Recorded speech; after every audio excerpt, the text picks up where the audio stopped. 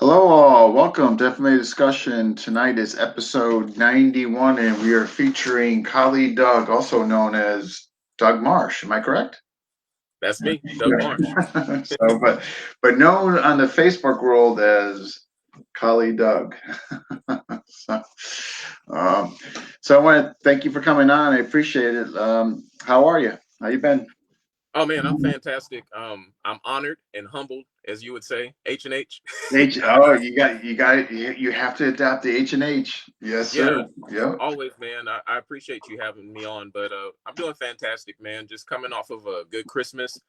Uh, ate a lot of good food. Sat around. We caught up on Mandalorian episodes, and we watched that horrible Wonder Woman movie that I will not recommend to anybody. Hearing about that. I've Yeah, seen, oh, it was that bad. bad, huh? Yeah, it was pretty bad, man. I mean, I'm not like a comic book person, Mm, but and generally when I watch like Marvel films or DC films, it's more for, just the entertainment value, right? yeah, yeah. She was nice. She was nice to look at and all of that, but just overall, it was tough to watch. I think I fell asleep like 3 or 4 times, and the movie was still on. Who was the actress? Gal Gadot. I don't know. Huh. I mean, if I saw her face, maybe. Huh. Yeah, I mean, but I kept seeing some posts on Facebook that, yeah, I mean, nobody was really, yeah, nobody spoke highly of it. So I Yeah, don't know. yeah, it was a rough watch. Yeah, I mean, yeah, I'm not a comic book person either, but for the people who are diehard comics, I'm sure they were disappointed. Well, jeez. Yeah, I'm sure they were. Wow. Okay. Yeah, so, folks, they're just jumping in. We're just getting started. If you're watching, please tell us where you're watching from. Just hit like and tell us who you are and all that. And if you have questions, I will check and see what we got going.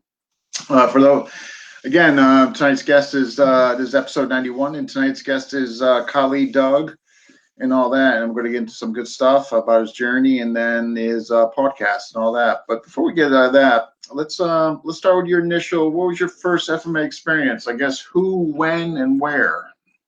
All right, so it's kind of interesting.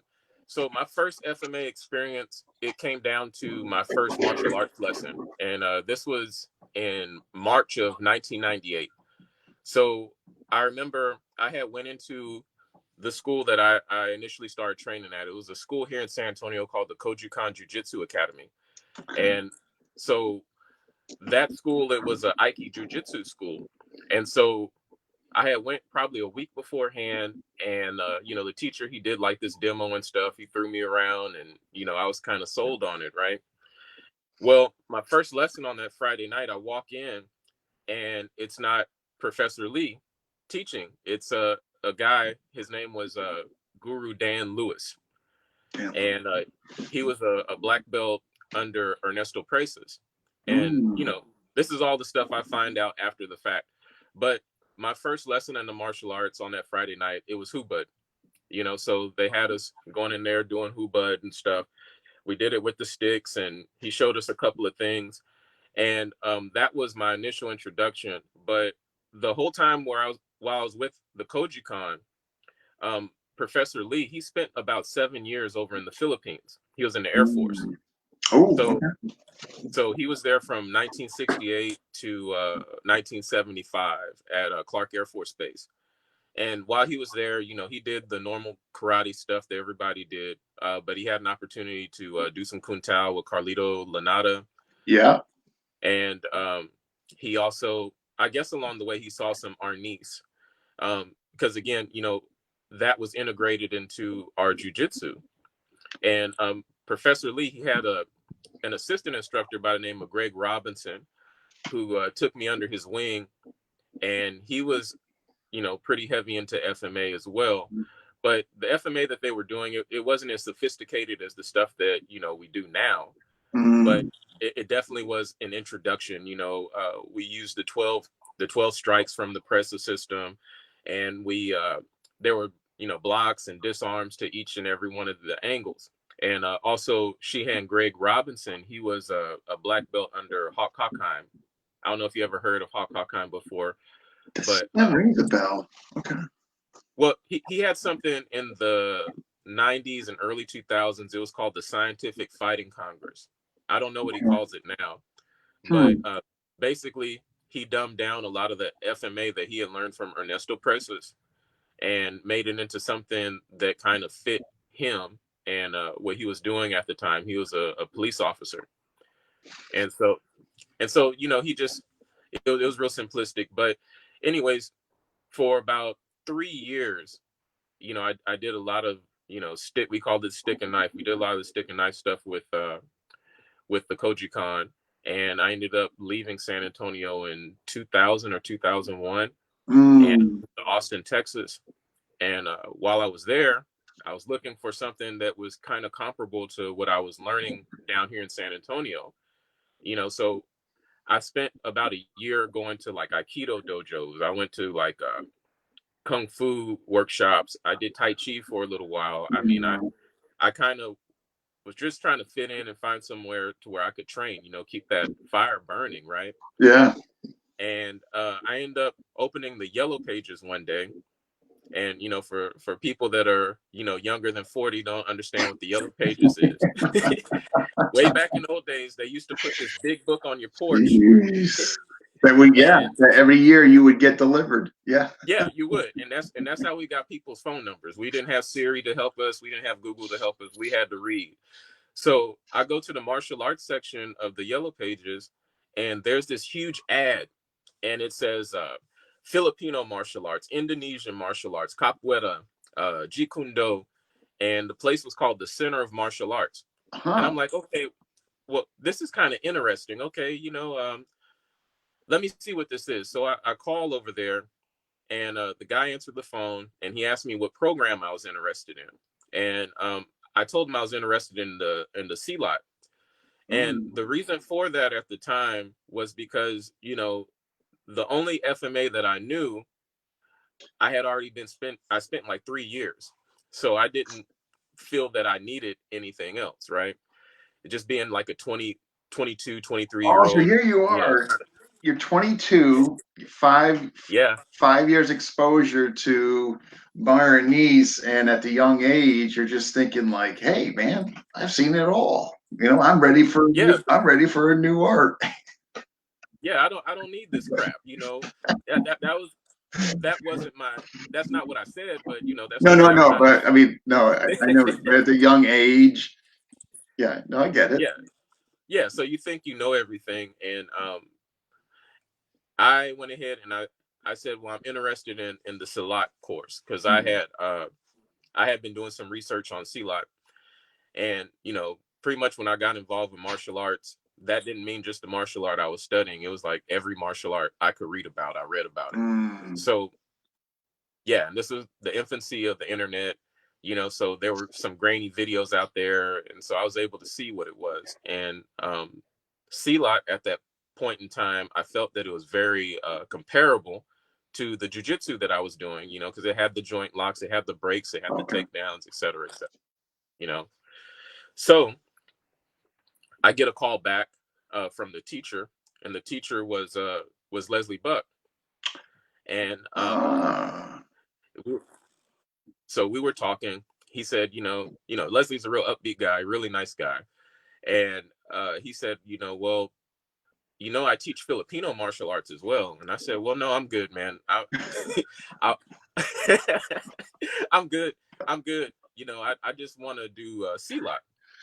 And he said, okay. So for about 6 months, I started my training in Pikiti Tertia, not Pikiti Tertia, sorry, Mande Muda Pinjak C-Lock with Oh, Leslie Buck. yeah, yeah. Mhm. Where did, just to back up a bit, Sure.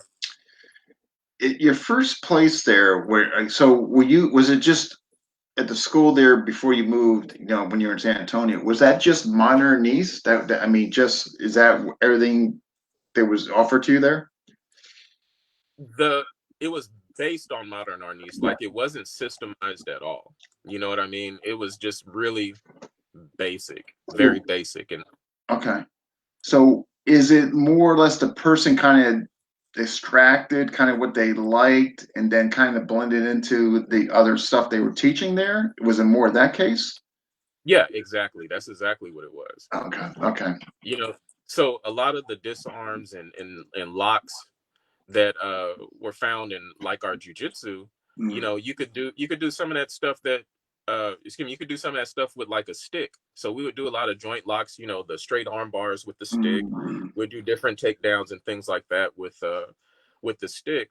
And so I'm guessing I never asked, but they saw value in what the Filipino martial arts offered, but mm. they were so far along in their journey, I don't think that they wanted to press reset, and learn something new. And that's just my opinion. Yeah, yeah, no, if it was working and the money's coming in, the school's doing well, I'm sure they didn't want to rock the boat with, I mean, I'm just guessing, without having a lot of information, I'm just thinking along those lines. With as far as that material goes, I tell you, it's funny because I've had a few um, minor niece guys on here. I mean, like pretty high up guys, Chad Bailey, Brian Solinsky, obviously Bram Frank.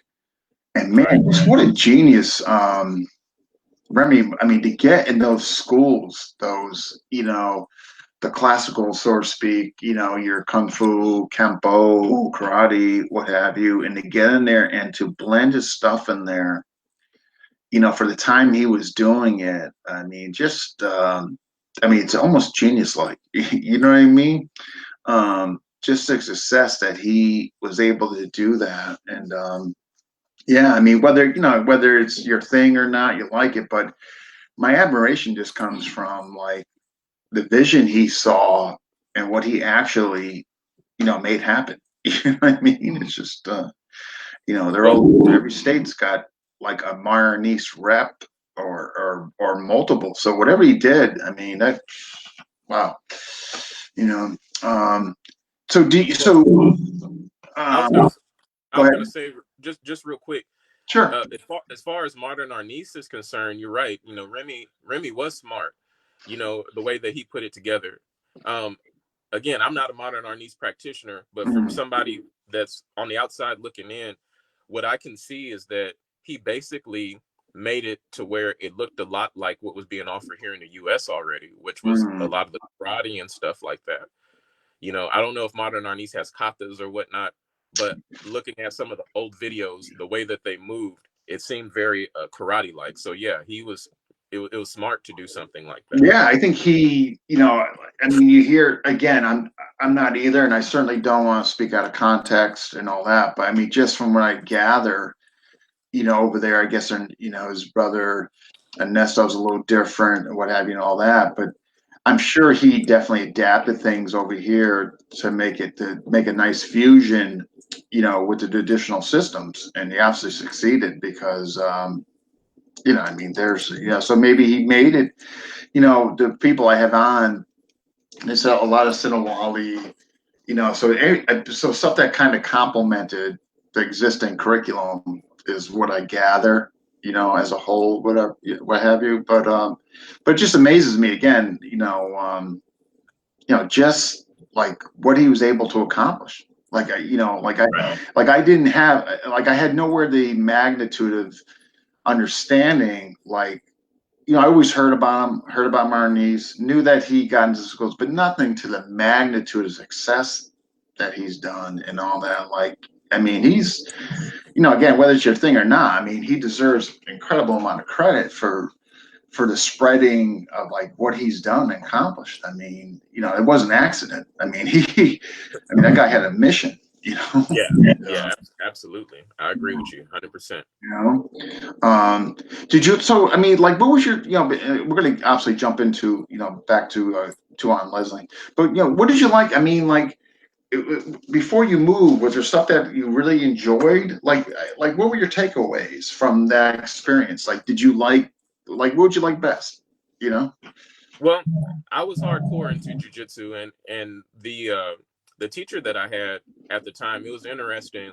So in '98, when I started with him, he was under one jujitsu federation, and something happened, and like it always does, politics or whatever, and Mm, and he ended up getting involved with Sanukas Ryu. I don't know if you ever heard of Sanukas Ryu Jiu-Jitsu. That was Dr. Moses Powell.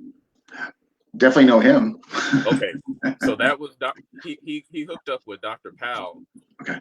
and he went to New York to like one of Dr. Powell's events. Dr. Powell kind of evaluated him and awarded him a 7th degree black belt. Okay. And so we were with Sanukas for a while, and then from that point,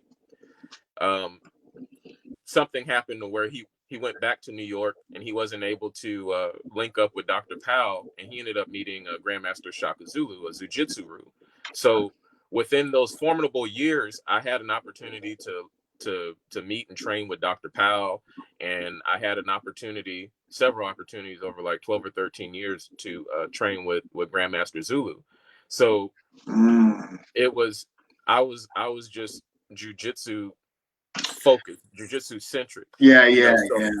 Okay. So the FMA, that was kind of like it was on the outskirts.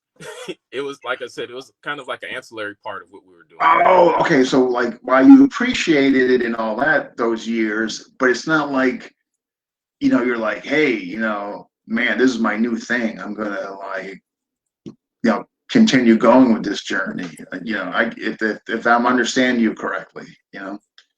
Yeah, that's exactly it. It wasn't to that point yet. I hadn't gone Kali crazy yet. Yeah. Okay. Right. Okay. So then, all right. So let's. I guess. Okay. Let's. Yeah. It was just interesting. Like, I just wanted to get like, Moses Powell. Wow, you got to actually. Huh, that's those who don't know Master Moses Powell. I mean, yeah. I mean, incredible icon. Yeah. But anyhow, so all right. So you move, and you're trying to look for something similar to what you just came from, and to no avail. You thinking C-Lot kind of sparked an interest, and you get a phone call from Tuan Leslie. Yeah, after inquiring about the class, I get a call, and like I said, he mentioned FMA, but I said thanks, but no thanks to FMA, and I hopped right into C-Lot with him, and I spent about 6 or 7 months training Mande Muda with him, exclusively. And I remember I started, again, being young, thinking that you understand stuff. After about 6 months of doing C-Lot, I'm like, okay, well, I'm going to San Antonio on the weekends. I'm still continuing my jiu-jitsu. This C-Lot, it really isn't too much. There's similarities. I mean, they're different, but they're kind of the same in terms of, application and things like that. Okay. So I approached Leslie one time after his C-Lot class, and I said, hey man, I think I want to try your Filipino martial arts class. And he just stopped in his tracks, man, and his eyes lit up like a little kid at Christmas. Really? And So obviously his passion, you express an interest. Wow. Okay. Well, as soon as I asked about it, I mean, it was he was excited, and he started telling me about Pikiti Tersha. And based on his enthusiasm, I was like, well, okay, yeah, shoot, I'm gonna try this out. Yeah. Let's Yeah, see what right. this He is was kind about. of like, well, okay, yeah, we could. I mean, he probably would have been like, No, he was on fire for it, like for real. wow.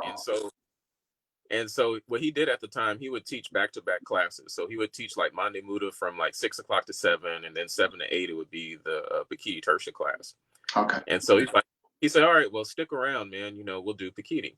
And so, it was like one or two of us stuck around. There were a few guys from the C-Lot class that did Kali with Leslie as well. But it was a whole new group of people, and it was a lot more people that showed up to this class. So I'm like, okay, what's this? Oh, wow. He had us line up. He had us line up, and we did the salutation, the little bow in. I was lost, and then he said, all right, well, we'll start with footwork. And Leslie, his thing is he always has music blasting, or at least he did at that time. He would have music blasting while you're training. And so we're going through forward triangle, reverse triangle, and I'm just like tripping all over myself. And and we pick up the sticks, and he's like, okay, angle 1, 2, 3, 4. We're going Okay. through that. Then we put the sidestep into it and all of that, right? And so I'm doing this, and I'm like, I'm all over the damn place. Windshield wiper. Right. Everything but a 1 and 2, right? Everything is just bad. It is really bad. And so at this point, I'm thinking to myself, one side of me says, well, he's doing Filipino martial arts wrong. This ain't the right way to do it, It's supposed to be the way that I do it, But another part of me was like, damn, Doug, you really don't understand what's going on. And so that class, it humbled me, and it forced me to go home and like try to figure out what it was that just had happened for that hour of my life. Wow.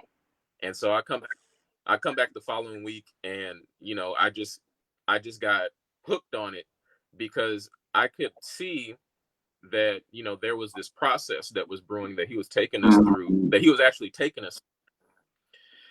And not to ramble on too much longer, but again, with the internet being in its infancy, there were a few videos that were available of PTK Tertia. Okay.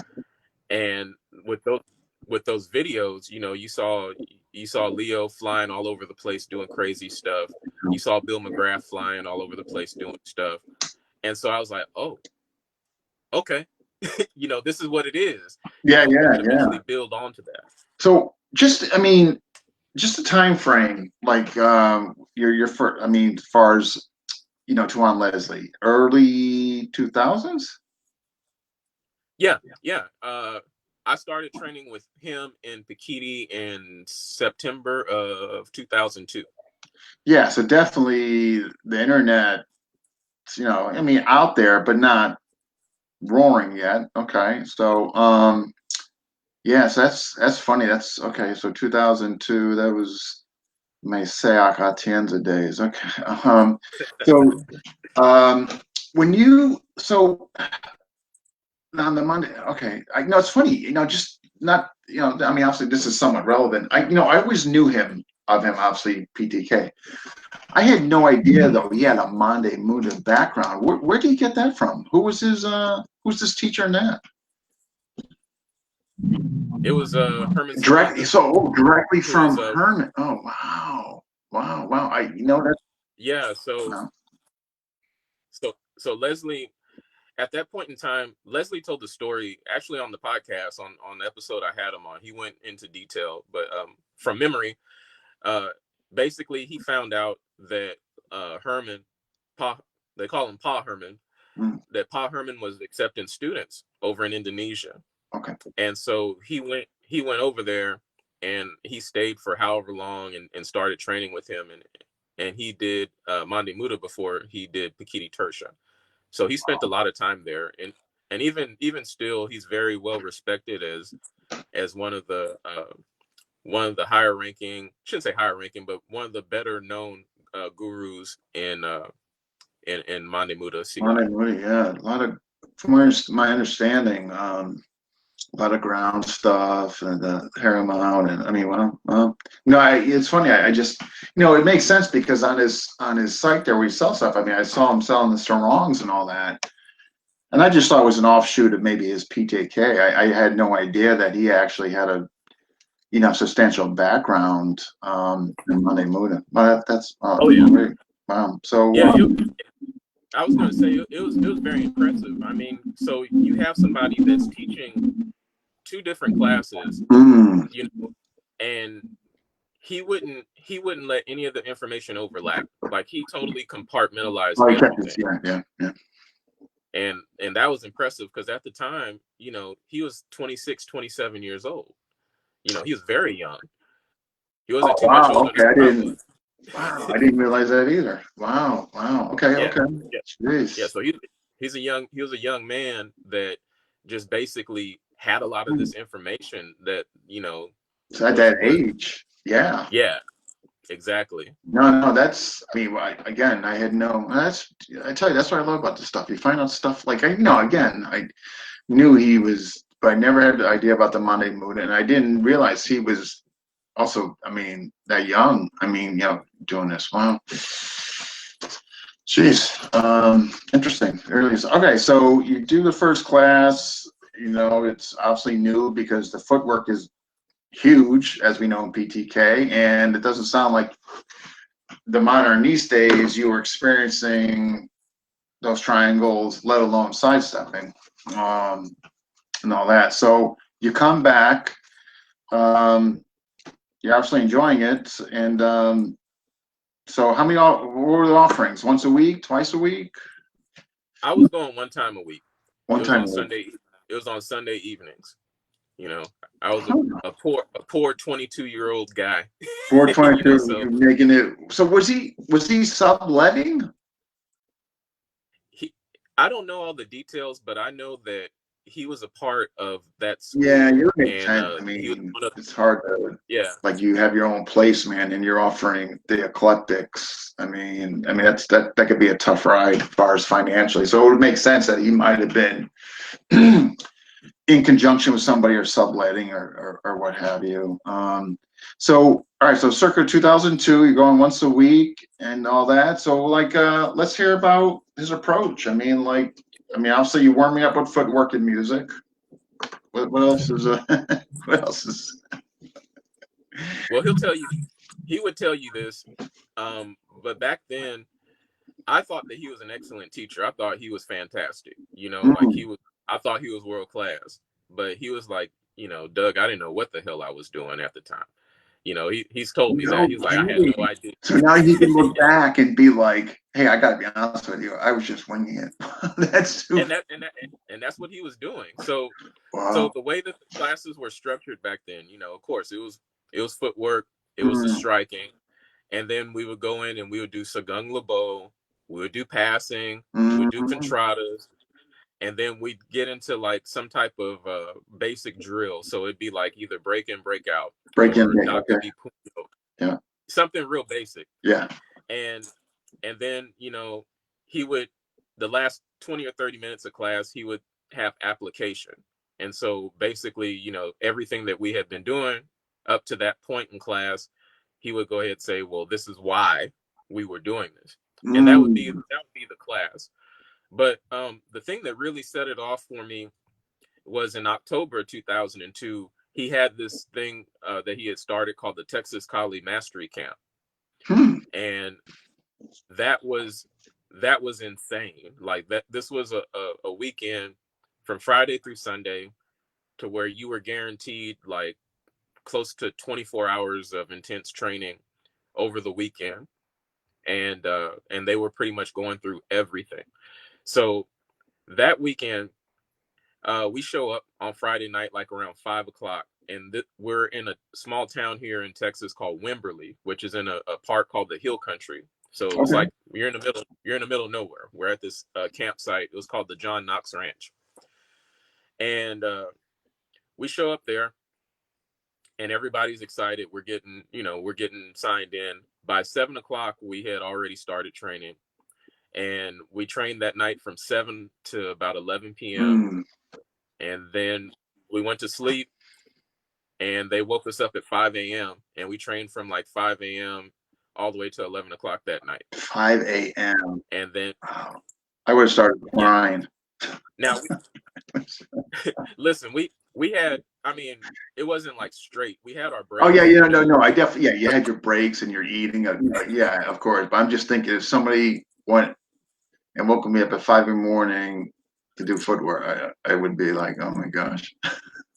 oh, it was, well that day, that first Saturday, it was raining and it was cold as hell outside, and Mm, they wanted us to do CBOT. So we go out there, we have the CBOT one with tick, oh, and we're like walking around in a circle, and we're doing all this stuff, and they're yelling at us like, you know, like it's basic training or something. oh Like my it God. was Like you just it was have nuts. missed it or something. Yes. Yeah, it was insane, man. They abused the shit out of us. I ain't gonna lie to you. And I kind of messed with Leslie about that, saying that we were like the lab rats for the other camps that he had, because as the years went on, it wasn't like that anymore. People actually got to take naps and stuff like that and relax. Now so did he, it sounds like, did he have other people teaching with him? Yeah, he did. Okay. So Leslie, he was a president at the time of something called the Texas Kali Association. And the person that founded the Texas Kali Association was Erwin Bayarta, who was like a first generation student of yes, of I definitely know that name. Yes. Okay. Yeah, so Erwin was Leslie's first Pikiti teacher. And so Erwin, he taught like a little bit, and then there were other officers of the Texas Kali Association that helped to teach. There's a gentleman by the name of RV Guard. He's in New York now, but he taught a portion of it while he lived down here. Okay. Renee Rodriguez, Roy Fitzgerald, Rudy Salazar, Mike Conley. So it was broken up to where everybody would cover a certain Would cover something. And all PTK, correct? Yeah, it was all Okay. Interesting. Yeah, I definitely knew he was like first generation or something. I've definitely heard that name, and I've heard of Mike Conley as well. Yeah. Okay. Yeah, but yeah, Erwin is incredible. I mean, just a phenomenal martial artist, and I was surprised at the time that he had the time to do it, because he was doing a lot of like personal security at the time. Right. He was like Lance Armstrong's bodyguard during the Tour de France. Oh, no. 7 of them. Oh wow. Yeah, he was part of. Wow. Okay. Wow. I He had was no part of. He was part of Governor Bush's security detail when he was running for president down here. He was a busy man, Wow. Very busy. What's he doing as of late? I mean, what's still kind of the same thing? No, I know he's retired. I know he's retired. I'm not too sure what he does. Yeah, but, interesting. Yeah, well, I've heard nothing but incredible stuff about him. I mean, yeah. Wow. So, so great so that was Tuan Leslie's first teacher. Okay. So that's your first experience with the camp when they were kind of like test rats. I mean, sounds like the ones thereafter were better playing, not as intense. Some naps, maybe. Yeah, they were a lot easier. I mean, there were people that would complain about how hard that was, and a bunch of the old timers, we would come around and be like, look, yeah.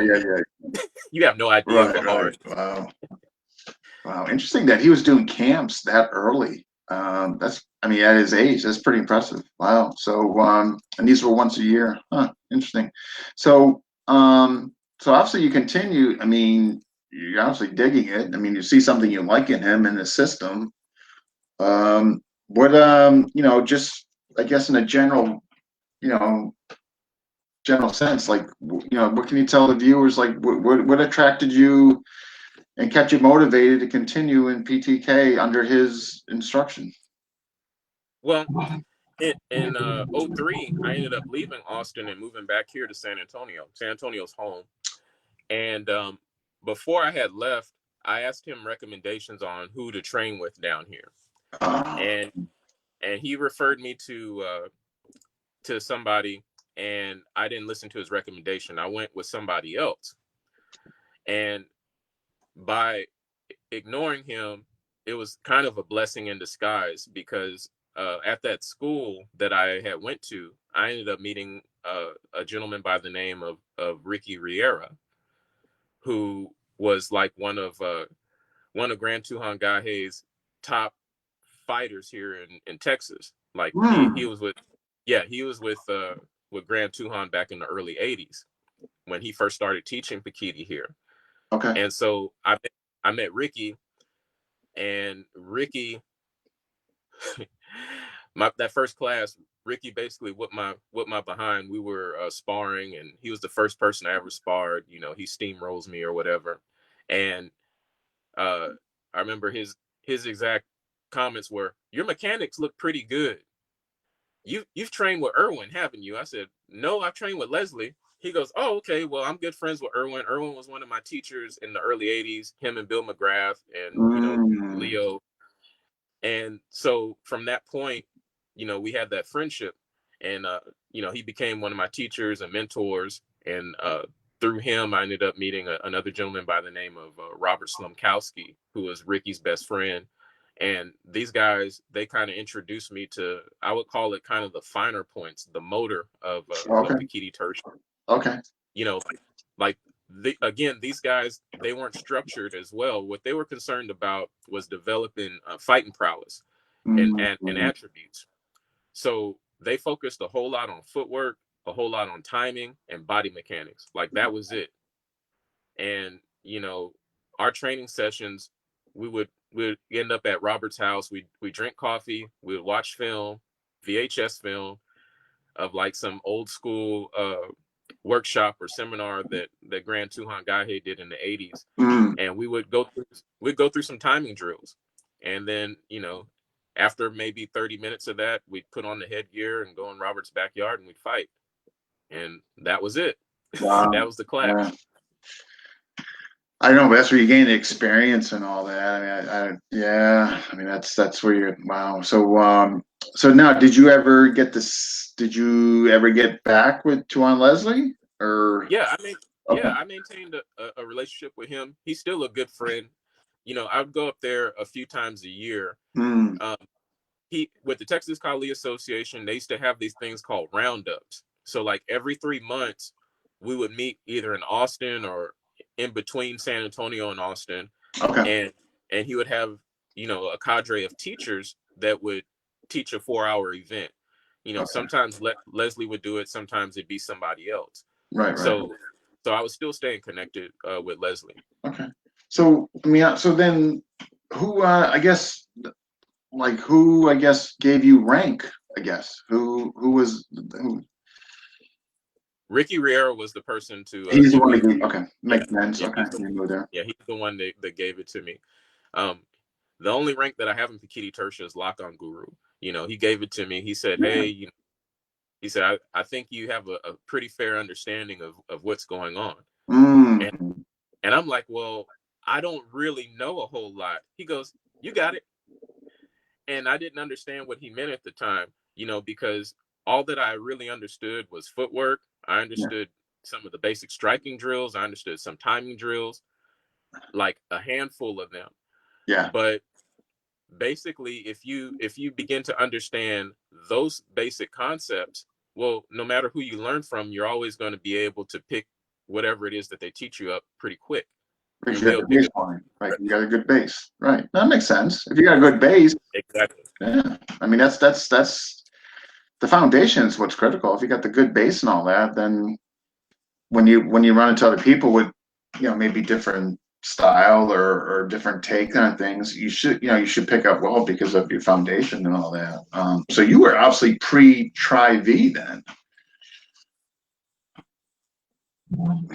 Well, that's kind of funny the way all that works out. So like when Leslie was teaching, back then he never said, "Well, we're learning Tri-V formula."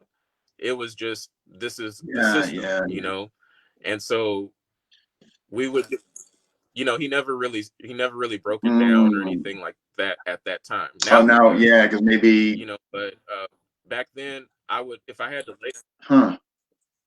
but that's funny though, because it just came out around then, right? I mean, late 90s, early 2000s, thereabouts, as far as when he introduced Tri-V? I believe so. I don't know all the specifics on that, but like I said, Leslie, he would show us like Abcedario. He would show us some of the stuff that was found in the 64. And Ricky and Robert, they would show, they just showed things that they learned along the way, so I guess that was 64 attacks. So if I had to label it, it was like a mix between 64, the infancy of some of the Tri-V, there was some Dosi Methodos in there and whatever. But all in all, it was Pikiti, Yeah, you made it, and most importantly, you made it work. So Yeah, and that's what it boils down to. One thing that these guys would say, because I was always about trying to get this big catalog of information, right? Like trying to understand what this is and what this is and what this is.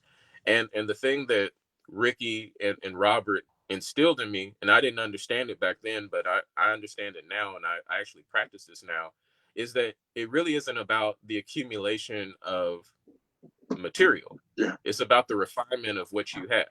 I agree. You know, Yeah. so if you get really, really good at what it is that you do, whatever it is you do, however you do it, you know, and it you're gonna be tough to deal with. Yeah. You know. Yeah. Especially if your focus then is attribute development and refining them, speed, power, positioning, repositioning, footwork. I mean, if when you start, just from my experience and my students like that, to me, like if you really push attribute development as opposed to like complete memory drills or stuff like that, that's when I think you bring out functionalist, from my experience, you know what I mean? But Yeah, I agree. So going back to that Piketty school that I had went to that Leslie didn't recommend to me, um, they had a chart on the wall, very similar to like a Kempo school, right? So for like Yakan Ipsa, you had to know this material, Yakan Dalawai, and blah blah blah blah blah okay, blah blah. okay. And so you get down to the end of the chart, what's after the end of the chart? And that was always my my thing. It was like, okay, so once you get to the end of this chart, what No, now? that's an excellent point, because like memorization has a ceiling, like, you know what I mean? Like, whereas attribute development, working speed, power, and all that, it's infinite. It's infinite. You can always work that stuff, regardless of your age and all that. So yeah, that's the stuff I love, because you can keep, nothing wrong. And again, I don't want to get misconstrued here, because I always have to be careful with this. Obviously, there's nothing wrong with drills. I mean, obviously, but the more memorization and more drills you have, I think the farther it gets away from what it takes in reality. You know what I mean? That's, just what I found and through these different systems and along the way,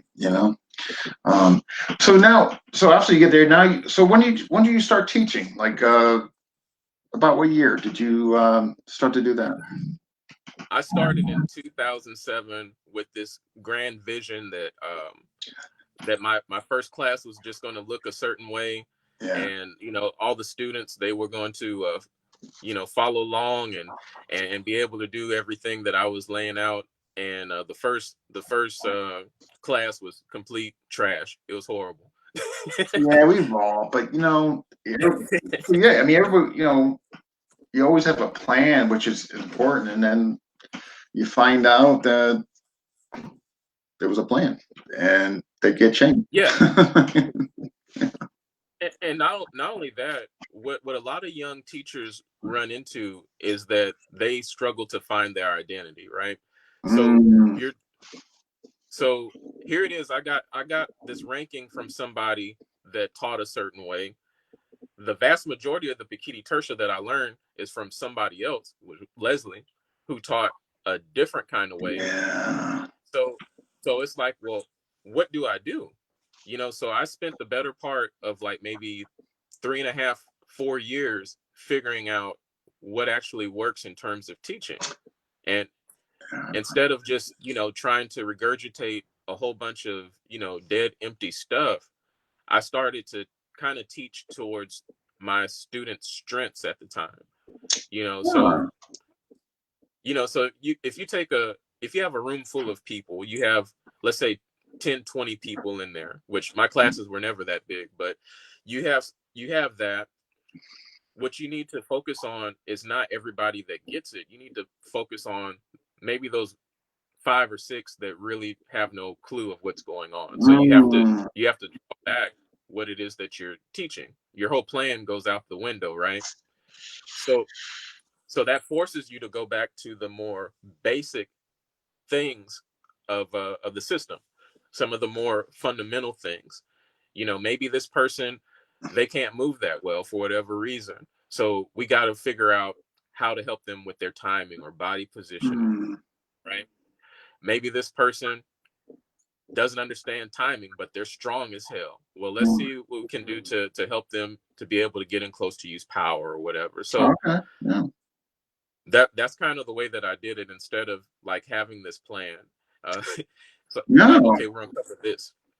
I like that. It's kind of like, instead of going in with the kind of set, like, one size fits all, you kind of took the JKD approach. You know what I mean? Like, okay, well, hey, he's really fast, so I'm going to focus on all that. Hey, he's big, so maybe on, like you mentioned, on the inside. You know what I mean? Yeah. No, I like it. Yeah. Yeah.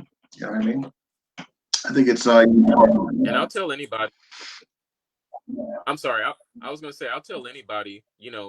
I train Pikiti Tersha, but I don't consider myself like a great Pikiti Tersha teacher. I think, like, honestly, I only think there's a handful of people on this planet that can give Pikiti Tersha any justice, because they spent a lot of time with Grand Tuhan at various points of his life, and the rest of us, we well, I shouldn't say the rest of us, me, because I ain't gonna speak for everybody. Me, I'm good at mimicking and doing everything, but really understanding the true essence of what it is that Pikiti Tersha is. There's people that are way more qualified than what I am. I just use the Pikiti platform. No, I think that's admirable of you to, be honest like that and give credit to, like, who, and this kind of parallels one of my questions. Who, if somebody asked you, like, what were some of those names that you would mention as far as what you just described? Well, all right. I'll lay it Yeah. out for you. First and foremost, regardless, of the politics or whatever, I think the most seasoned person that spent a lot of time with Grand Tuhan, especially when Grand Tuhan was in his physical prime, it would have to be Bill McGrath. Absolutely. Okay. 100%. Because Bill McGrath he trained with Leo when he was like 14, 15 years old. They were neighbors, and this was like an everyday thing. Every day. So after him, it would be Phil Galinas. Yeah, man. And then after Phil, I would Phil? say, A lot of years, right? yeah. I mean, we're over 40-something years. And after that, I would say Romel Tortal, and then you'd have to throw Leslie in there. And after that, there's some honorable mentions. You'd have to give credit to Tim Wade. Love him or hate him, he spent a lot of time. He actually lived with Grand Tuhan in the Philippines for a lot of years. What about and I don't know much about this guy, just know he spent my time, but I don't know if I'm accurate. Alan Sacchetti, is he? No, yeah. I know him by name, but I'm Same here. I've never really experienced Alan, but I know he's been around for a long time. Yeah, I'm just thinking as far as longevity, is concerned, but I totally agree with you. I mean, if there was a sanction, I was going to join PTK and finish it up, because I did a lot of years and I just didn't finish it up. Bill, it's a big system and all that, but I think Bill McGrath and Tuan Jack, they just remain like out of the politics. I just think they do a really good job of avoiding that and keeping a good name. You know what I mean? Like, I think they're doing some really good stuff. You're a teacher there. I've never heard anything negative about Tuhan Leslie. Nothing negative about him.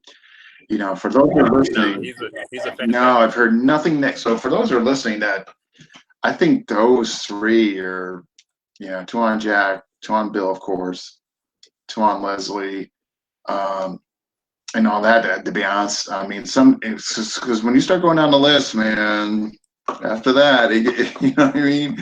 Unfortunately, that's where it gets like, well, yeah, but they're, what I mean, without naming names, but those three, I think, are, yeah. Right. I know. Have you ever met Grant on Leo? Yeah, I have. Yeah, I have. I first met him in 2002, and so I've never trained with him privately one-on-one, but a lot of times, well, majority of the times when I would see him, it would be at seminars that Leslie will host. And so over the course of from 2002 up until like 2015 or Yeah. so, I would go annually and, Oh, so you get kind to of learn team. what I can Okay. from Grand Tuhan. Huh. Yeah, I've seen him. I definitely, he knows who I am. No, that's neat. I met him was through Ron. Ron had him up, and matter of fact, ironically, it was 2002, 2003 when I first met him as well. Huh. When Ron had him up, but yeah, definitely a character. Yeah, he is. Interesting guy, to say the least. Yeah, some of the things that he said at that seminar, I'll never forget, for good, Yeah. bad, or indifferent.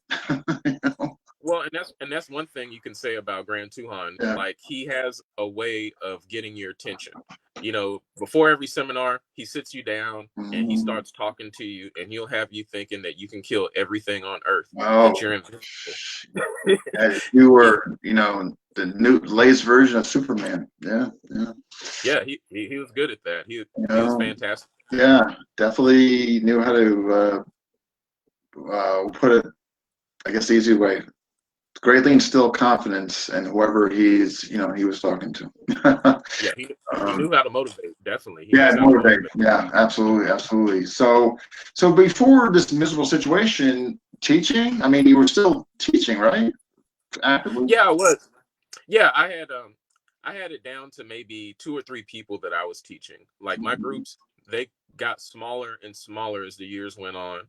And what it boiled down to, it was more about me not wanting to market the classes and things like that and to chase students. I figured if I stay ready, whenever somebody comes looking for me, I'll be ready.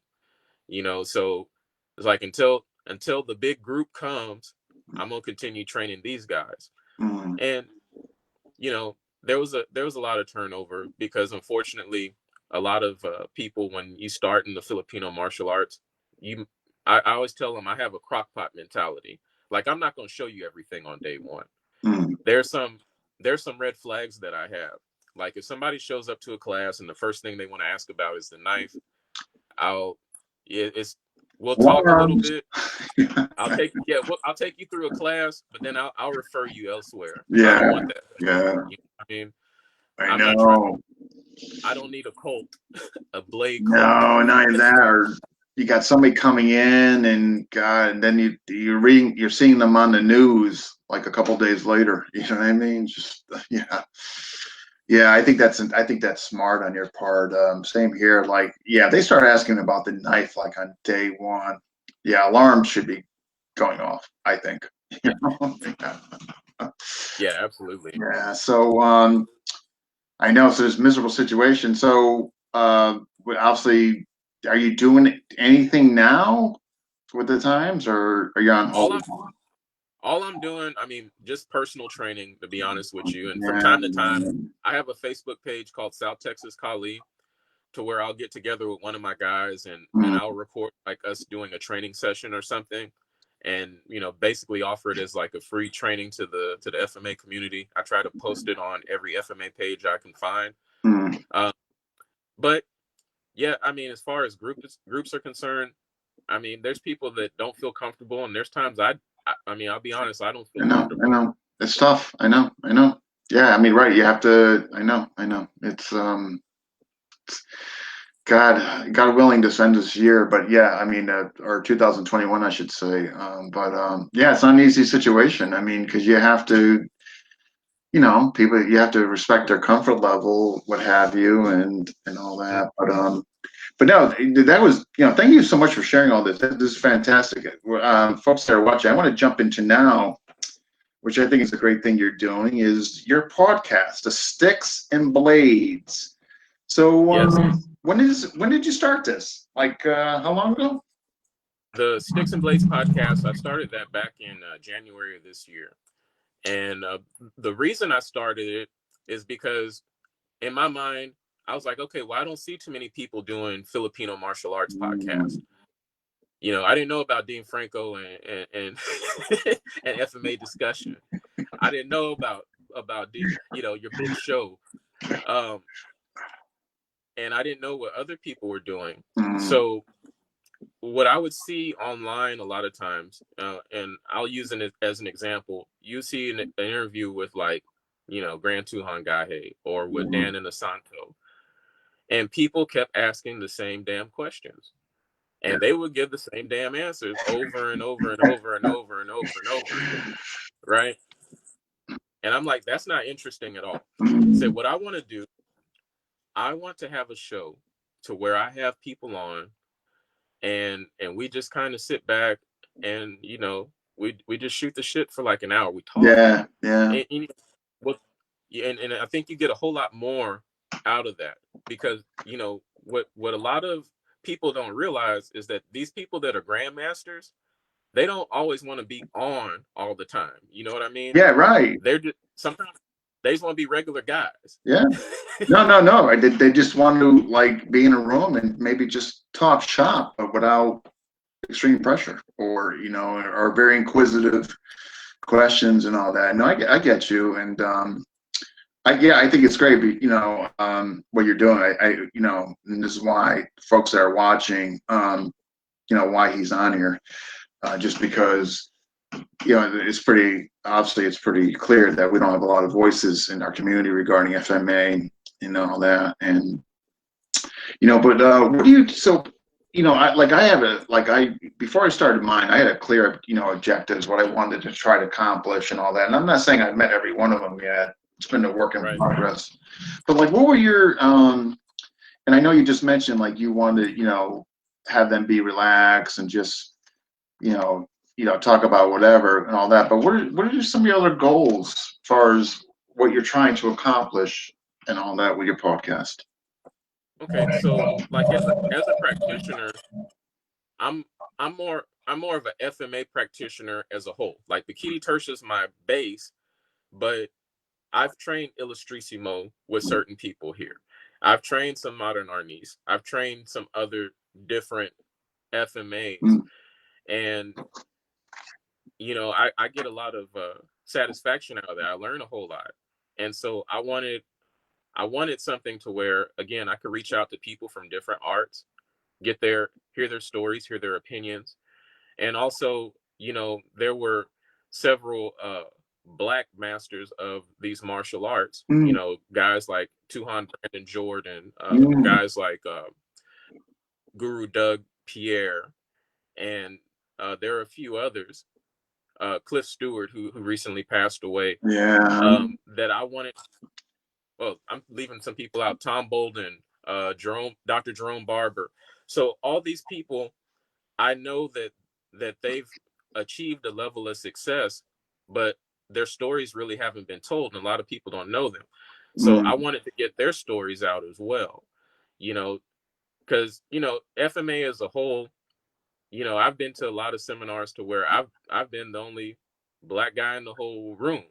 And I'm not saying that I've been mistreated or anything, but I'm like, how come there aren't more Black people doing this?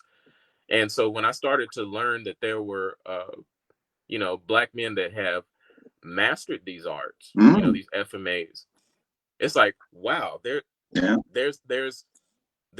Black grandmasters. Yeah, there are.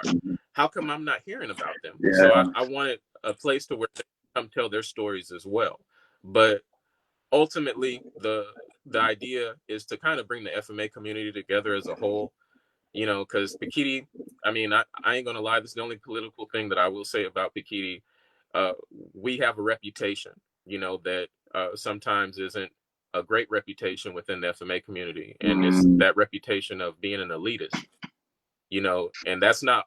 I can tell you, for all the people that I know, they're not like that, but this elitist attitude is out there. No, I mean, you know, truth. Yeah, the ones I've met, I think that's fair. I hate when you kind of lump everybody under that umbrella. It's not fair to the mass that are participating or that are practitioners of that art, you know? Absolutely. Yeah. So I just kind of wanted again, just a place where everybody could come together, regardless of style. You hear a cool story, you learn something about someone that you might not have known, and yeah, that's pretty much it. Just No, having a no, fun time on the show. I think it's fantastic. Matter of fact, Doug St. Pierre, I mean, that's a guy who's been over the Philippines, trained with Yuli Romo. I mean, Tony Diego. I mean, I've seen, YouTube videos. So, I mean, yeah, he's somebody that's, definitely been around in different systems. Tom Bolden, I think just Modern Nice, if I'm correct. Yeah, yeah, he's known as a modern artist. Yeah. Definitely. Okay. Yeah. And I just met Juan Brandon Jordan via, who would I interview? Oh, GM Dan Medina. Yeah. Listen, so yeah, I mean, so hopefully, one day I'd like to get him on and all that. But no, I think you're doing so. Who your last? So who's something to know? You had Tim Hartman. Yeah, Uh, Tim Hartman. Tim Brandon Hartman's my Jordan. most recent interview that I had Okay. released. That was December's episode. But from the top, I'll try to remember as many as I can. Brandon Jordan was my first. Tuan Brandon Jordan was my first guest. I had Damon Stith. Damon Stith. He's involved in the historical African martial arts. Yeah, I know somebody. Yeah. He's somebody very interesting. Yeah. Yeah, he's a friend. I actually met him early on in the Pikiti days. Okay. Back at the Center of Martial Arts. He was teaching capoeira there.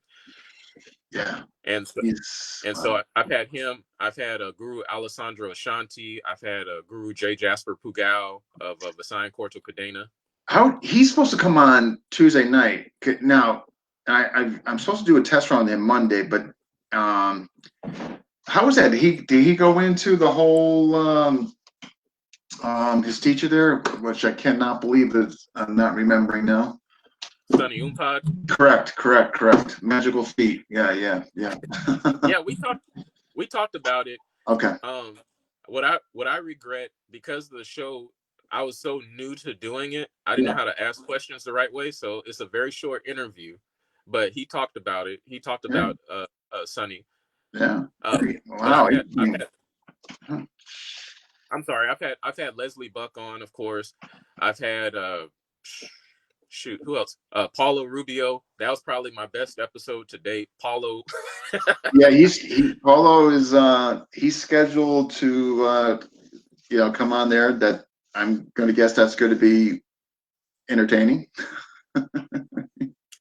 Listen, there was a show that actually inspired me to do my show. It was called People Talking Kali. Okay. And that show's out of Philly. It was a YouTube show done by a gentleman by the name of Rasa Ngola and his wife Jenna. They would interview people from Pikiti Tertia. And for some reason or another, Paulo ended up being a guest on their show. And to me, that was the best episode that they did, because Paulo, he said a lot of things that Pikiti guys think behind closed doors and say behind closed doors, but he doesn't care. Yeah. Yeah, you need that guy in the community sometimes that will just kind of let it out. You know what I mean? Without Yeah, he's a good guy. He's an excellent. He'll be an excellent guest for you, man. Yeah, definitely. Yeah. I do have a question here for you, though, Guro Doug, from Chad Bailey. Did you ever get to train with Arma Guru Billy Bryant? No, actually, I did not. Never trained with Arma Billy Bryant. In the 90s? Okay. Chad wanted to know. Okay. Sorry, Chad. I apologize, bro. Yeah. No. So, no, I think it's great. As far as so you had Tuan Leslie, all that. Who else? Any other? What's any other future plans for show? Big guest? What's coming down the pipeline? Well, I already have about 3 or 4 shows that have already been pre-recorded that I'm gonna be releasing the first couple of months of 2021. I'm gonna keep those guests under wrap, but they're good. They're gonna be good guests. I've talked I'll give you a hint. I've talked about a few of them tonight. They're going to be on, and the show, hopefully it'll continue to grow. I'll be able to attract people to be on there and, just tell their truth and tell their story. Yeah, I mean, that's, the thing is, that's all you can do. You bring them on there, you hope that they're credible, they're telling the truth, they're given some assembly of chronological order of events and stuff like that. Just to kind of talk shop, since we kind of both do the same thing, just different formats, I guess, so to speak. Like the reception, I can honestly say, people have been generally happy with what I'm doing. I've gotten, a couple here and there, and it's been about like, well, he wasn't accurate. And that, and the frustrating thing is, you go into these things, that you're hoping that people are going to be that. But you're also dealing with memory. You're dealing with decades of information that they honestly maybe just didn't recite correctly or remember correctly. Maybe not necessarily that there was like a malice intent. You know what I mean? But some people, they get upset with it and all that. But from our point of view, it's really hard to like, be a solution, like or have like default systems in place where, I mean, you could do your background research and all that. It doesn't mean that's going to be the end all to ensure integrity on your guest part. I mean, you know what I mean, and that's just something I wanted to mention. Like, we put our best foot forward, but doesn't mean the guests are going to do the same. You know what I mean? Right.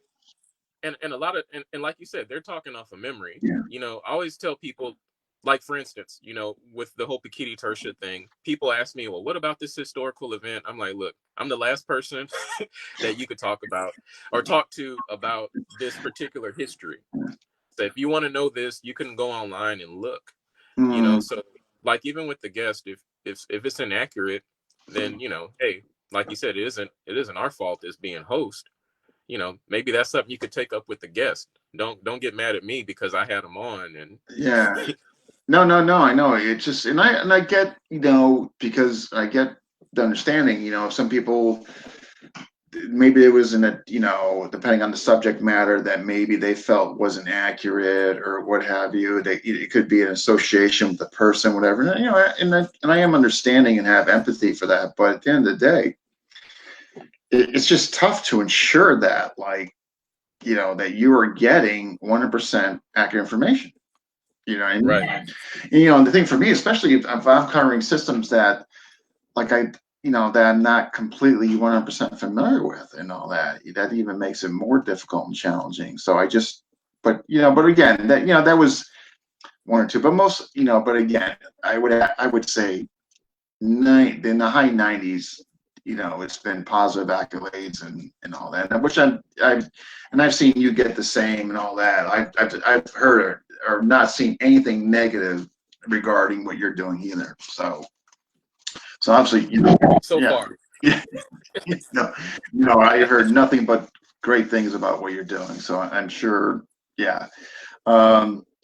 But hey, let's just, for folks who are interested, how do they, I know you mentioned this and all that. How can folks check out past episodes and all that? Where can they find it? Okay, so the show is actually on Apple Podcast as well as Spotify, Castbox. It's out at a bunch of places. Pretty much wherever you get your audio podcast at, it should be available. So if somebody were to go on like Apple or whatever, they can. So is it something that can be Googled? If somebody was. I haven't tried to Google it yet. It might take you to the company that distributes the podcast, Anchor.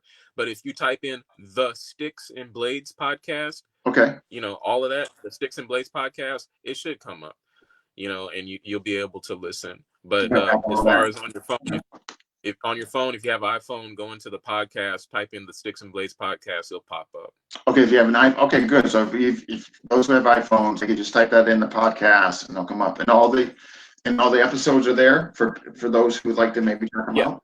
Oh, okay, fantastic.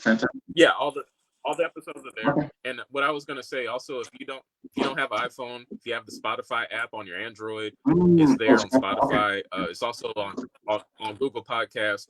Like I said, it's on a lot of different platforms, at least 10 or 12 of them. no, I can't think of all of them. yeah, no, I mean, I wanted, a couple I wanted to check out.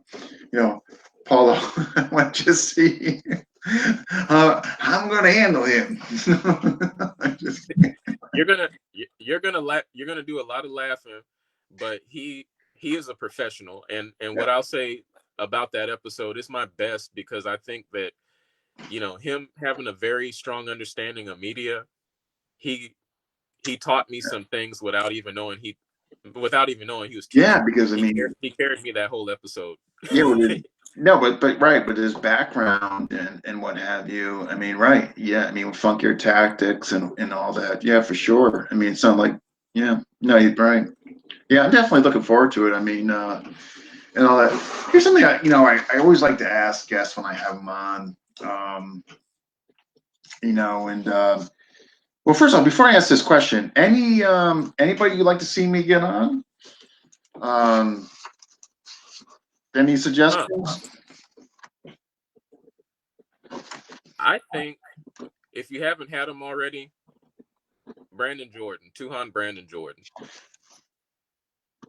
He's very entertaining, and you'll learn a few things about DeRobio Screama and his experiences with Dan Medina and things like that.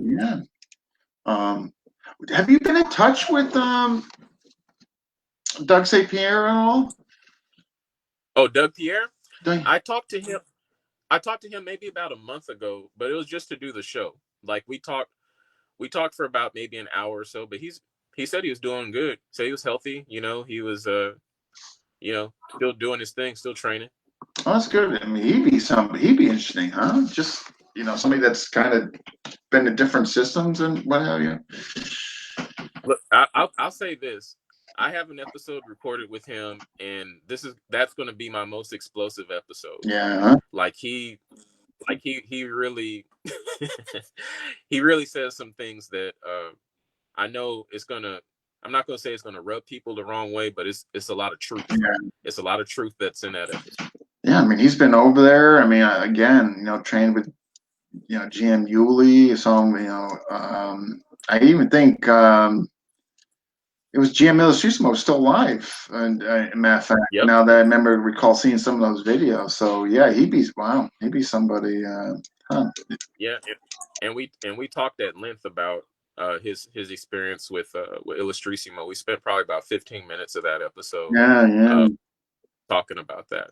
Yeah, he's somebody I would like to, because he's somebody I would like to pick his brain on, like what he thinks is presently going on to when he trained. That'd be interesting. Is he on Facebook? Yeah, he does, but he doesn't use it. The man's 73 years old. He. Oh, I didn't. Oh, is he? Oh, wow. I would have never guessed. Oh, no kidding. Okay, how'd you get a hold of him? I ended up messaging him on Facebook, and I asked him to be on the show. Oh, and Messenger? He said, "Sure, Messenger. Yeah, Messenger." And he was like, "Yeah, I'll do it." And this went on for a few months, and then eventually he gave me his phone number. I called him up, and we talked for about an hour or so. And the following day, we recorded the episode. Yeah, he's somebody I would like just to get his opinion on like what. Yeah. Yeah, I appreciate that. And this is And what I'll say this one thing about him. Yeah. He's 73 years old. He's still competing and fighting. Where's he live? He lives in New York City. Yeah, he's still. Oh, wow. Yeah, he still competes and fights. Like he goes over to the Philippines and he fights. Good for him. Yeah. Wow. Yeah, good for him. Just again, seeing that we do this and all that.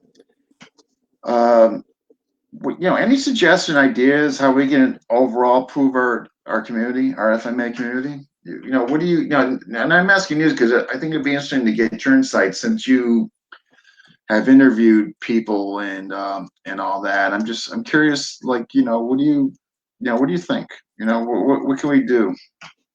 I think that it starts off with having an open mind. Number one, you have to understand that even though you might think your system, regardless of what it is, that it's great, but understand that it's not the only way to wield a weapon. There's several different ways to do it. There's several different uh, platforms and formulas and thought processes that go into systems, and you should want to learn as much about that as possible. So, like for instance, instead of me just being a Pikiti Tertia guy and staying in this box, I like to break out. I mentioned that earlier. I like to break out, like with Illustrissimo. And this is what I'm about to say is kind of sacrilegious. I think Illustrissimo is more blade oriented than what Pikiti Tertia is, Oh, especially when it comes to the long. I can't disagree with you there. I can't. I just got it. Yeah, I just, yeah, it's all. Yeah, it is, and that's not to say anything bad about PTK. Absolutely, No, no. absolutely, absolutely not. But each system has its strengths, or what Mhm. they are more dedicated to, or what they emphasize more, and so it's not a negative aspect put on PTK. But I would agree. Yeah. But big picture wise, I think as practitioners, we need to understand that, like I said, first, that our system, it isn't the end all be all, regardless of what it is. Secondly, you might think your system's great and you might master your system, but at the end of the day, you're not going to inherit that system. You're not. Okay. So you could be a great representative of it, but at the end of the day, you're not going to be the guy. So your focus, it should always be about, in my opinion, is developing yourself and your attributes, and again, being open to somebody else. Because there's people that I've trained with, like I said, I didn't learn their systems in depth, but we've played and things like that. Mm, And I'm like, wow, I never thought about doing something like that.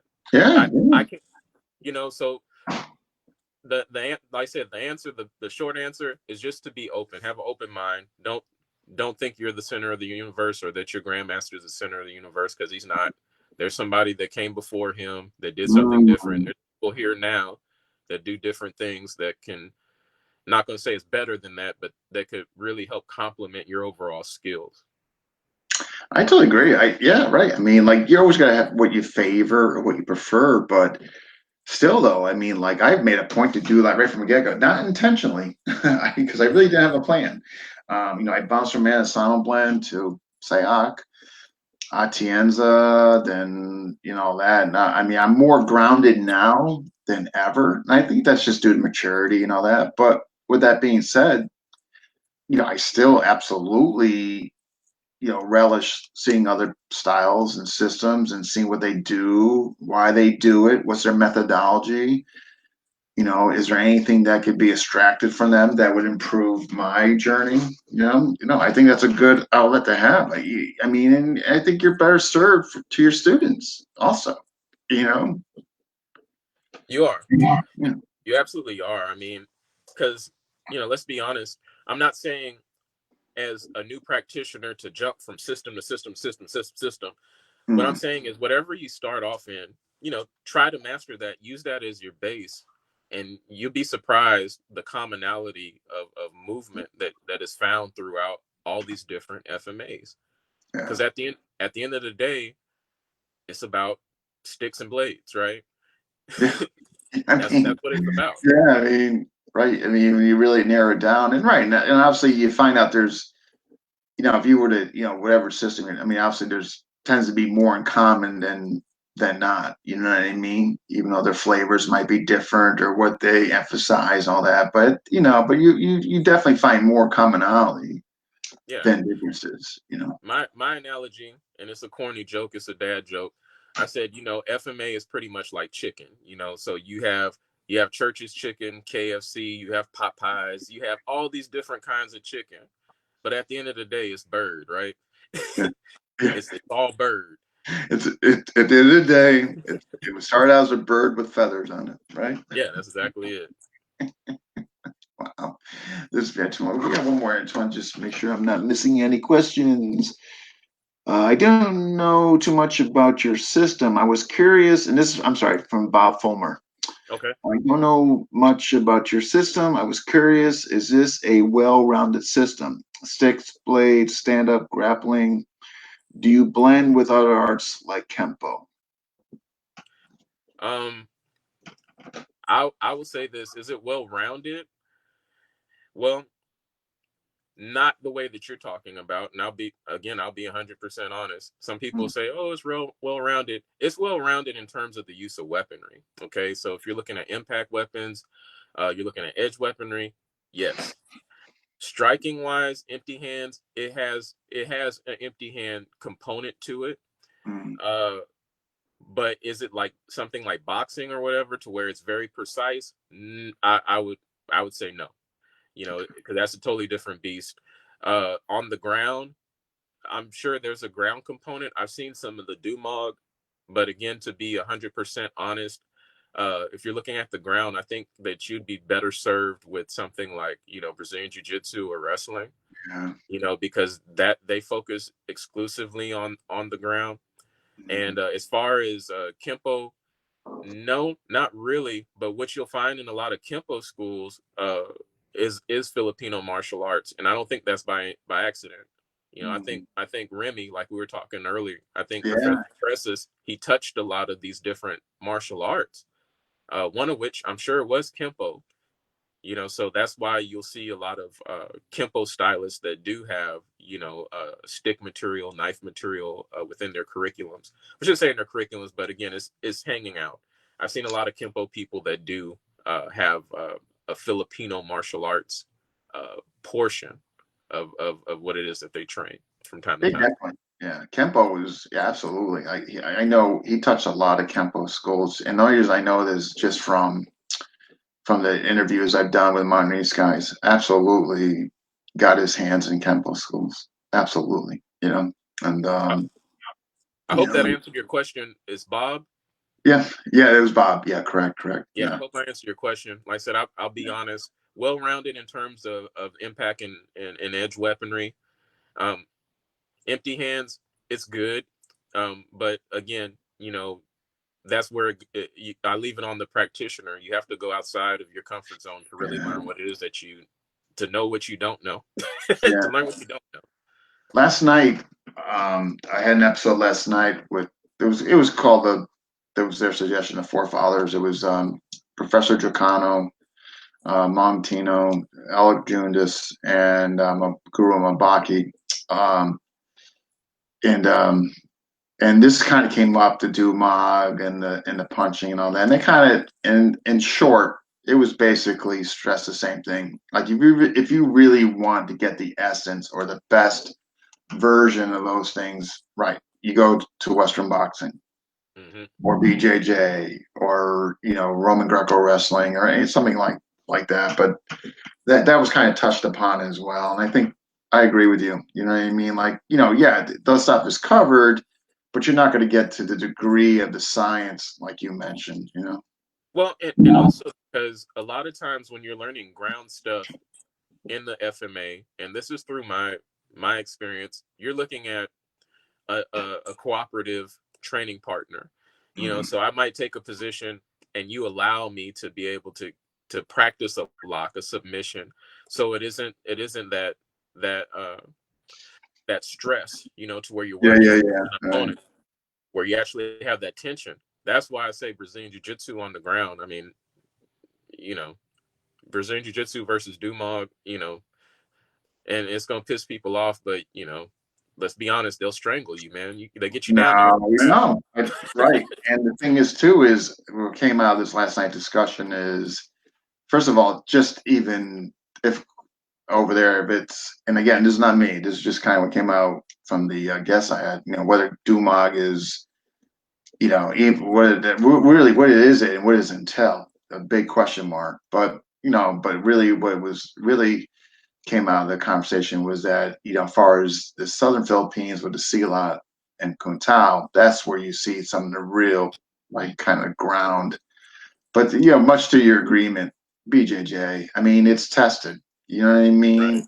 You turn on any Friday, Saturday night, and and you're seeing a cage, you see some semblance of that being used or what have you. Yeah, and, right. We got to be honest. I mean, And right? so with that, I'll say this: if you learn Brazilian Jiu-Jitsu, like I'm interested. Once this pandemic is over with, I would love nothing more than to get out and start training some jiu-jitsu. Why?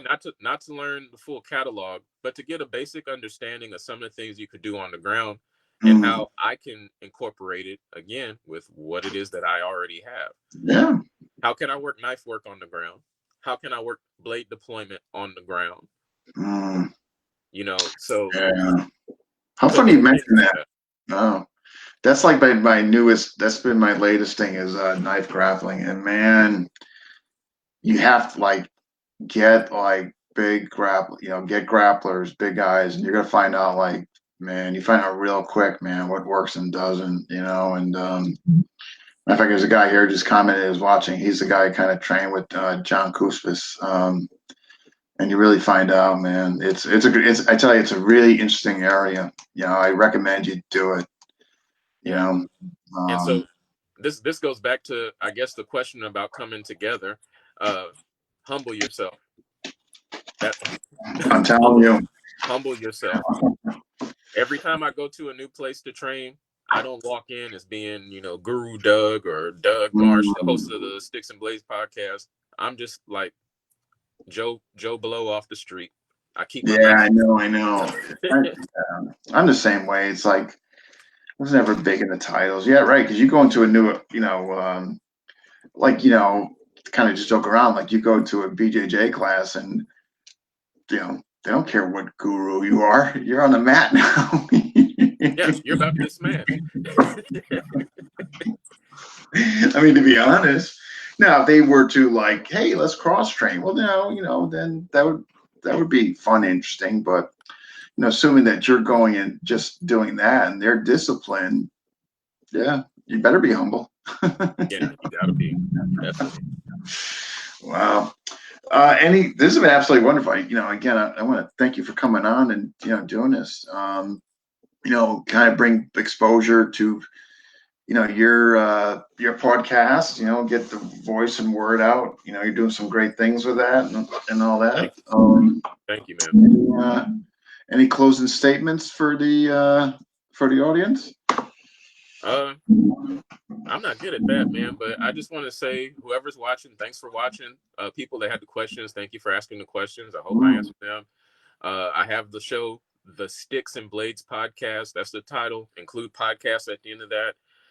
Tune into it, and you'll learn something about some of the people that you may have heard about, but you'll hear them tell the truth the same way I yeah. am tonight. But I guess in closing, I just want to say, everybody, keep an open mind when it comes to this stuff. Focus on developing the skills that you already have, because there may come a point in time to where you aren't able to get to that grandmaster. You Yeah. know, well, what about the Zoom training? Well, the way situations are today, you might not be able to afford to do a Zoom meeting. Yeah. So you're going to have to end up taking what it is that you have, and you're going to have to work that stuff and continue to work it. So even if you have the most basic stuff, work it. Before I started teaching, all I had was footworks, ones and twos, Sagung Labo, passing, contradas, and Dakabi Punya. That was all the Bikini Kershaw I knew. But from that, it just grew, and it was just Yeah. from the work. So just continue to work your basics, guys. Stay humble, train hard. I want to wish everybody a happy new year coming up. Stay healthy. Yeah, I know. Yeah, Gosh, man. let's hope it's going to be a better one, huh? I Oof. have my fingers crossed for sure, man. Like for real. This is I getting old know. already. I know. Gosh, I still remember March, and they said, "Yeah, it'll be like 2 weeks and all that." And here we are, 9 months later. Oh my gosh. Well, I'll tell you. I'm a. I know you're trying to close out, but I'll try to make this short. Oh yeah, This no, no, no, no, no. Please, please. Okay. Well, the same thing, man. We were gonna go to Belize, Mm. and I was excited about going to Belize, man. And this was in April. We were planning the trip, and this in March when they started saying everything, I said, okay, well maybe by April, man, things will be over. I'll be able to go to Belize still. 9 months later, 8 months later, I still ain't been to Belize. I haven't left the Uh, country or the state in over I a year. know. We had a trip planned for Hawaii. You Gotcha. know, obviously we got the refund back on the Airbnb and the flight. I mean, yeah, I mean, totally just like I was gonna go see Guru Burton. Not Yeah. happening. And who knows when it's gonna happen because I'm not ready to put a mask on for that long of a flight, man. But it is, but I understand, but that's the, I don't know. Yeah, I know. This is oh, yeah. Yeah. Let's not go political. Let's not go geopolitical. No, no, no, I'm no. about to say a few I know. things That's that all. that may Yeah, I trump. know. Yeah.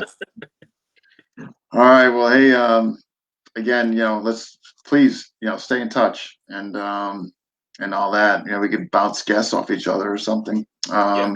Absolutely, man. Yeah. So don't be a stranger. Yes, sir. Again, thank you for coming on. And what I do is I download this for YouTube. So and I'll definitely get a posted on your wall. So you'll see the YouTube version and all that. Excellent. Thank you, man. Thank you. Yeah. Yeah. Oh my God. And I No, thank you. and I Yeah. appreciate what you're doing for the community as well, man. It's good to know that there's somebody else out there, Yeah. speaking up for the FMA and you know that's unbiased. You know, Yeah, I mean, hey, we got to work together. We need a voice. We're getting creamed by MMA, BJJ, and the traditional arts. We have to, we need a voice, and we can't be picking amongst ourselves. We no, need to come together. You know what I mean? yeah, absolutely. I'm with you. Yeah. All right, my friend. Go finish those Mavericks, destroying whoever. Oh God, don't get me started on that, man. I'm about to sit down and probably watch something, have a beer, and go to sleep. Yeah, jeez. All right, man. Well, hey, you take care of yourself. Hey, you too, man. All right, be good. All right, thanks. Uh, that was a good one, man. All right. Yeah, so I'm going to download that Tuesday night. Guru J, who's again Sunny Umpad. I've been dying to get somebody regarding Sunny Umpad. So hopefully that's going to happen Tuesday night. Supposed to do the test run with them tomorrow, and just some few names for January's list there coming up for January. Eric Naus. Yes, that would be top dog, Eric Naus. Bill McGrath. Do you want Bill McGrath? Whitney Lee. She'll be our female guest. Alvin Aguilar. And Paolo Rubio. I just got to confirm that. And this will be a multiple Florida kind of gig. Since I'll be down there, it'll be Chad Bailey, Bruce, Son Chris Chu, and Bram Frank, and all that. So some good people coming up in January, and all that. All right, if you haven't already, hit like and subscribe to FMA Discussion on YouTube, and hopefully I'll see you guys on Tuesday night. Take care.